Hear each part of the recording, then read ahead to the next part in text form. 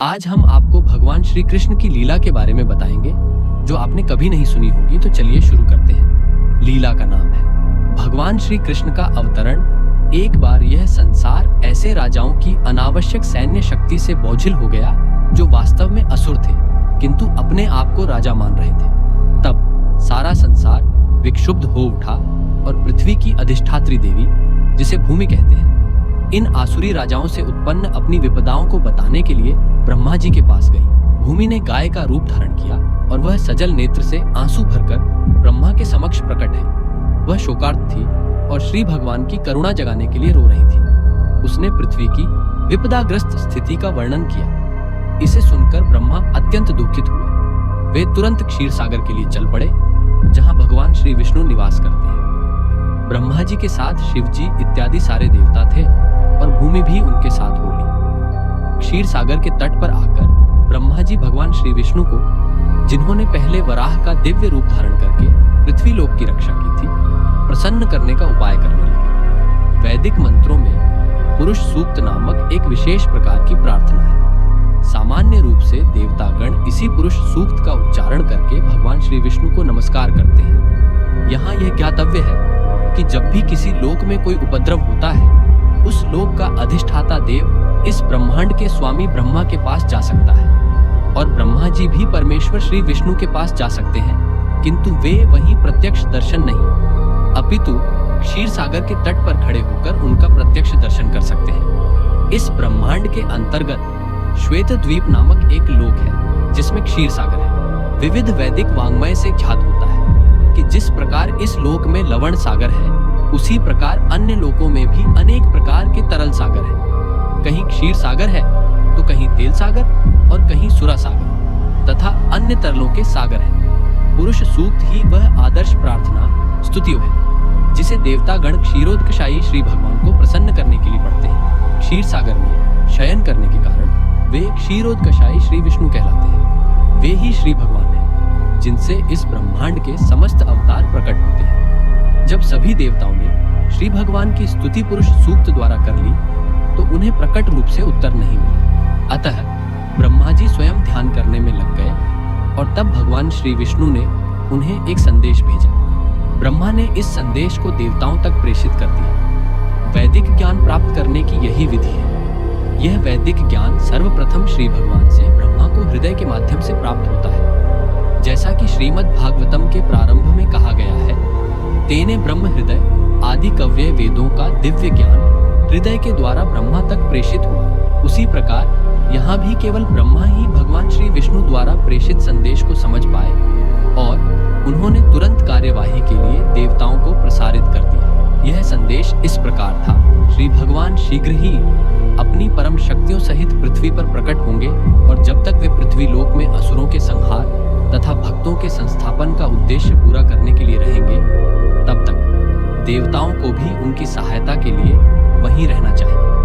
उन्हें तुरंत उस यदुवंश में जन्म ग्रहण करना चाहिए जिसमें यथा समय श्री भगवान भी प्रकट होंगे। भगवान श्री कृष्ण स्वयं वसुदेव के पुत्र रूप में प्रकट होंगे। उनके प्रकट होने के पूर्व सारे देवताओं को अपनी अपनी पत्नियों सहित संसार भर के विभिन्न पवित्र परिवारों में श्री भगवान को उनके कार्य में सहायता पहुंचाने के लिए प्रकट होना चाहिए। यहाँ पर तत्प्रियार्थम शब्द अत्यंत उपयुक्त है, जिसका अर्थ है कि देवताओं को चाहिए कि श्री भगवान को प्रसन्न करने के लिए इस पृथ्वी पर प्रकट हो। दूसरे शब्दों में, कोई भी जीव जो श्री भगवान को प्रसन्न करने के लिए ही जीवित रहता है, वह देवता है।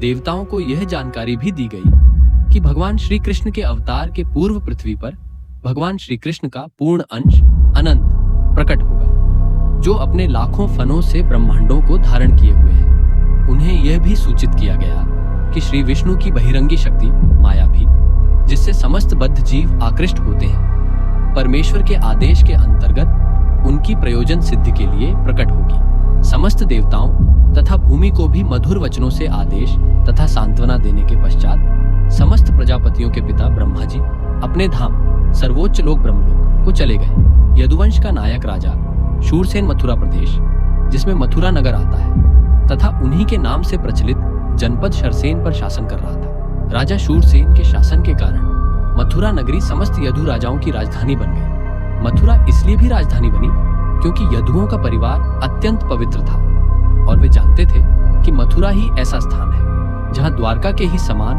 भगवान श्री कृष्ण का नित्यवास रहता है। एक बार शूरसेन के पुत्र वसुदेव देवकी को ब्याह कर अपनी नवपरिणीता पत्नी के साथ रथ पर चढ़कर अपने घर जा रहे थे। देवकी के पिता देवक ने प्रचुर दहेज दिया था क्योंकि वह अपनी पुत्री को अत्यधिक चाहता था। उसने सैकड़ों रथ दिए थे जो पूर्णतया स्वर्ण मंडित थे। उस समय उग्रसेन का पुत्र कंस अपनी बहन देवकी को प्रसन्न करने के लिए वसुदेव के रथ के घोड़ों की रास स्वेच्छा से अपने हाथ में लेकर हाँकने लगा था। वैदिक सभ्यता की प्रथानुसार जब कन्या का ब्याह होता है तो उसका भाई अपनी बहन तथा अपने बहनोई को उनके घर ले जाता है। नव विवाहिता कन्या को अपने पिता के परिवार का विचोह न खले, इसलिए भाई उसके साथ तब तक जाता है जब तक वह अपनी ससुराल न पहुंच जाए। देवक ने जो पूरा दहेज दिया था वह इस प्रकार था: स्वर्ण हारों से मंडित 400 हाथी, 15,000 सुसज्जित घोड़े तथा 1,800 रथ। उसने अपनी पुत्री के साथ जाने के लिए 200 सुंदर बालिकाएं भी भेजने की व्यवस्था की थी। क्षत्रियों की विवाह प्रणाली, जो भारत में अब भी प्रचलित है, बताती है कि जब क्षत्रिय का विवाह हो तो दुल्हन के अतिरिक्त उसकी कुछ दर्जन तरुण सहेलियां भी राजा के घर जाएं। रानी की अनुचरियाएं दासी कहलाती हैं, किंतु वास्तव में वे रानी की सहेलियों की तरह कार्य करती हैं। यह प्रथा अनादिकाल से प्रचलित है और कम से कम 5,000 वर्ष पूर्व भगवान श्री कृष्ण के अवतार के भी पहले से खोजी जा सकती है। इस प्रकार वसुदेव अपनी पत्नी देवकी के साथ 200 सुंदर कन्याएं भी लेते आए। जब दूल्हा तथा दुल्हन रथ में जा रहे थे तो इस शुभ मुहूर्त की जानकारी देने के लिए अनेक प्रकार के बाजे बज रहे थे। शंख, बिगुल, ढोल तथा मृदंग एक साथ मिलकर मधुर संगीत, समूह बाधन की ध्वनि उत्पन्न कर रहे थे। बारात अत्यंत मनोहर ढंग से आगे बढ़ रहा था और कंस रथ को हाँक रहा था। तभी आकाश से अचानक एक आश्चर्यजनक ध्वनि गूंजी जिसने विशेष रूप से कंस को उद्बोधित किया: हे कंस, तुम कितने मूर्ख हो! तुम अपनी बहन तथा बहनोई का रथ हाँक रहे हो, किंतु तुम यह नहीं जानते कि तुम्हारी इसी बहन की 8वीं संतान तुम्हारा वध करेगी। कंस भोजवंशी उग्रसेन का पुत्र था। कहा जाता है कि कंस समस्त भोजवंशी राजाओं में से सर्वाधिक आसुरी था। आकाशवाणी सुनते ही उसने देवकी के केश पकड़ लिए और उसे अपनी तलवार से मारने जाने ही वाला था। वसुदेव को कंस के इस दुर्व्यवहार पर आश्चर्य हुआ, अतः वे अपने इस क्रूर निर्लज्ज साले को शांत करने के उद्देश्य से अत्यंत तर्क तथा प्रमाण सहित इस प्रकार बोले: हे मेरे प्रिय साले कंस, तुम भोजवंश के सर्वाधिक प्रसिद्ध राजा हो और लोग तुम्हें महानतम योद्धा तथा पराक्रमी के रूप में जानते हैं। आखिर तुम इतने क्रुद्ध क्यों हो गए कि अपनी बहन को उसके विवाह के शुभ अवसर पर ही मारने के लिए उद्यत हो गए हो? तुम मृत्यु से इतने भयभीत क्यों? मृत्यु तुम्हारे जन्म के साथ ही उत्पन्न हो चुकी है। जिस दिन तुमने जन्म लिया उसी दिन से तुम्हारी मृत्यु प्रारंभ हो गई है। मान लो कि तुम 25 वर्ष के हो तो इसका अर्थ यह हुआ कि तुम पहले ही 25 वर्ष मर चुके हो। तुम हर पल हर क्षण मर रहे हो, तो फिर मृत्यु से इतना क्यों डर रहे हो? अंततः मृत्यु अवश्यंभावी है। तुम चाहे आज मरो या 100 वर्ष बाद, तुम मृत्यु से बच नहीं सकते। तुम्हें मृत्यु से इतना क्यों डरना चाहिए? वस्तुतः मृत्यु का अर्थ है इस वर्तमान शरीर का विनाश। जैसे ही यह वर्तमान शरीर कार्य करना बंद कर देता है और भौतिक प्रकृति के पंच तत्वों में मिल जाता है, तो शरीर के भीतर का आत्मा शरीर के वर्तमान कर्मों तथा उनके फल के अनुसार दूसरा शरीर ग्रहण करता है। यह मनुष्य के सड़क पर चलने के समान है। मनुष्य अपना पांव आगे बढ़ाता है और ज्यों ही उसे विश्वास हो जाता है कि उसका पांव ठोस भूमि पर पड़ा है, तो वह दूसरा पांव उठाता है। इसी प्रकार यह शरीर भी एक के बाद दूसरा शरीर बदलता रहता है और आत्मा देहांतर करता रहता है। देखो ना, कितनी सतर्कता से पौधे का कीड़ा एक टहनी से दूसरे में जाता है। इसी प्रकार जब उच्च अधिकारी यह निर्णय लेते हैं कि अगला शरीर कैसा हो, तो जीव अपना शरीर बदल देता है। जब तक जीव इस भौतिक संसार में बद्ध रहता है, तब तक उसे एक के बाद दूसरा भौतिक शरीर ग्रहण करना ही होगा। उसे अगला शरीर उसके इस जीवन के कर्मों तथा उनके फलों के अनुसार प्रकृति के नियमों द्वारा प्रदत्त होता है।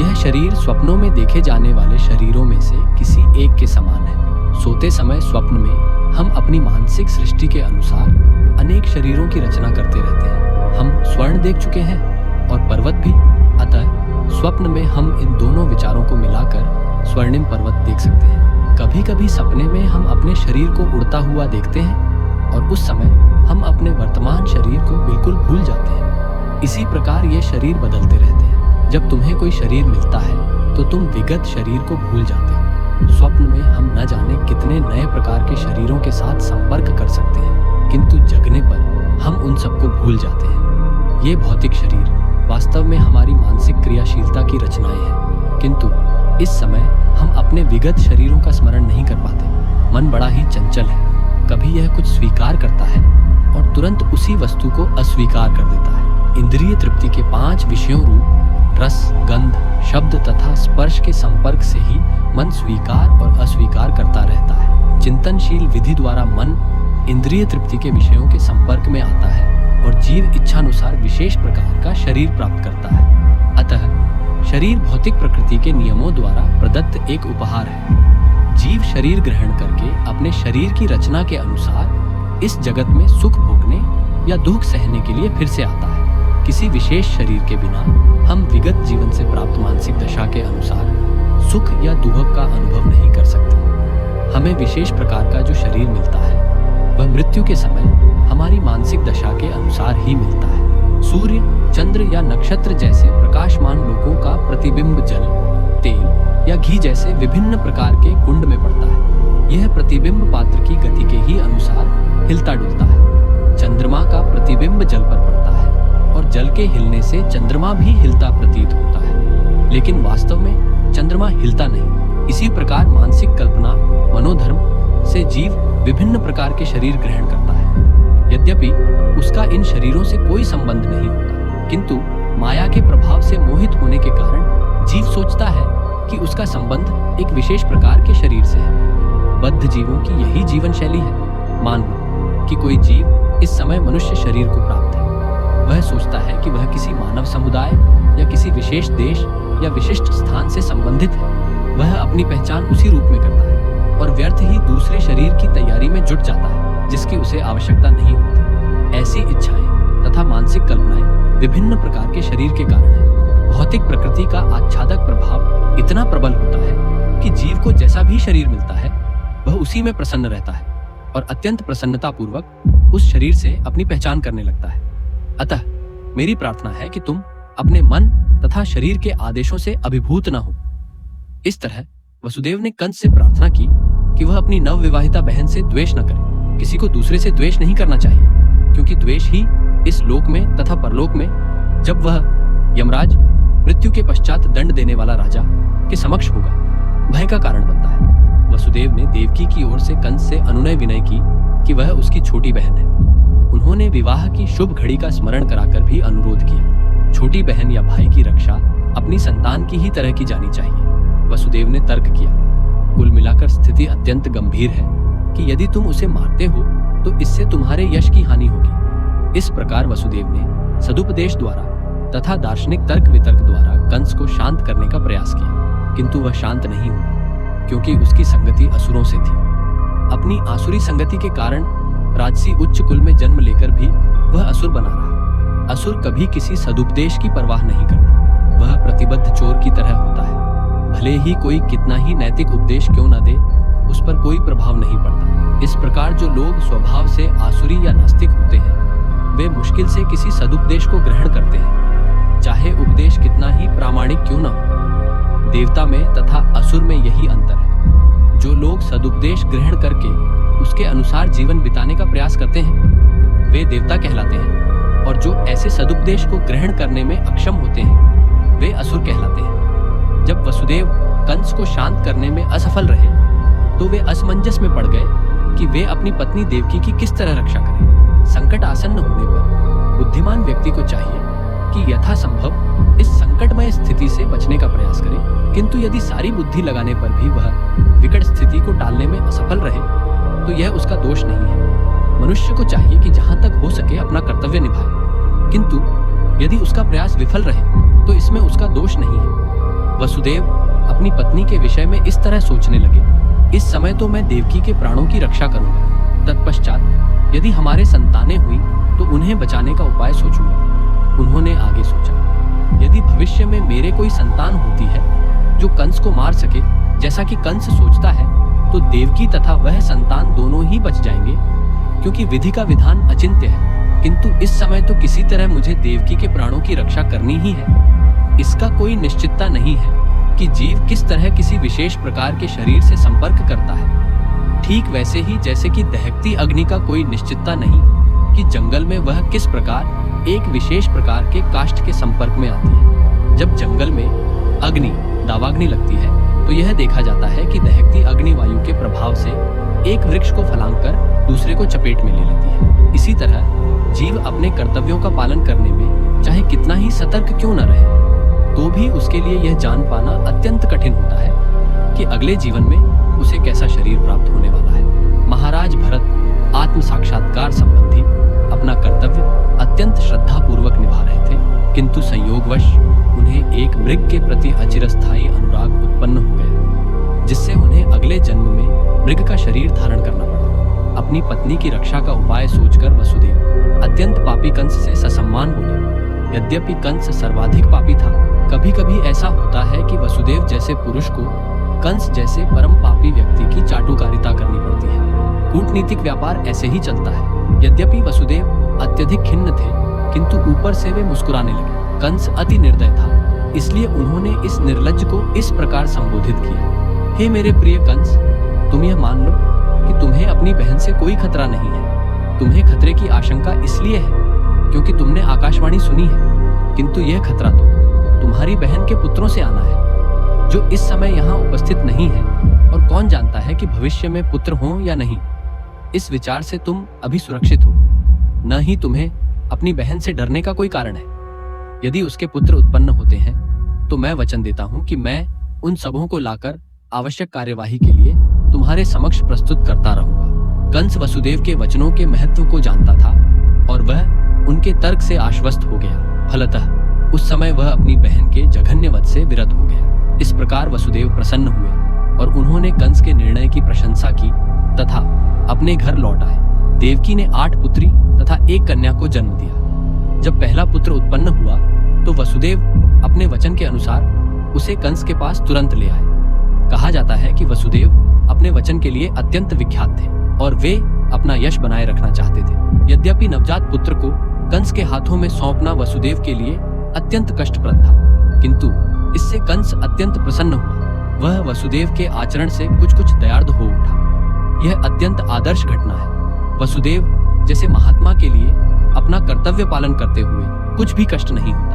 वसुदेव जैसा विद्वान पुरुष बिना हिचक के अपना कर्तव्य पालन करता है। इससे विपरीत कंस जैसा असुर कोई भी घृणित कर्म करने में कभी हिचकता नहीं। इसलिए कहा गया है कि साधु पुरुष सभी प्रकार का कष्टमय जीवन सहन कर सकता है। विद्वान पुरुष अनुकूल परिस्थितियों की प्रतीक्षा किए बिना अपना कार्य कर सकता है।